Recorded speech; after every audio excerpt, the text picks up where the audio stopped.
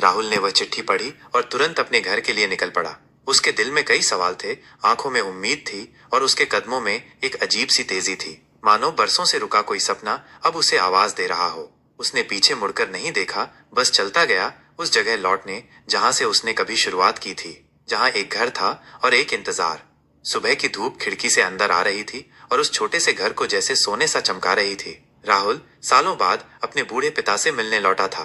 दरवाजा खुला और बिना कुछ कहे वो अपने पिता से लिपट गया। बूढ़े हाथ थोड़ी देर कांपते रहे, फिर उन्होंने राहुल को कसकर थाम लिया। पिता के चेहरे पर पहले हैरानी थी, फिर वह खुशी में बदल गई, जैसे बरसों से बंद एक दरवाजा आज खुल गया हो।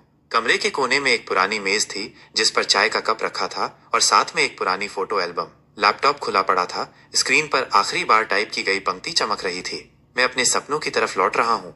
राहुल ने अपनी नौकरी छोड़ दी थी, एक ऐसी जिंदगी जिसमें वो रोज घुट रहा था। उसने वो मेल भेज दी थी, अपना इस्तीफा। उसने फोटो एल्बम उठाई जिसमें उसके बचपन की तस्वीरें थीं, माँ की मुस्कान, पिता की साइकिल, गांव के खेत। एक एक पल जैसे वापस लौट आया हो।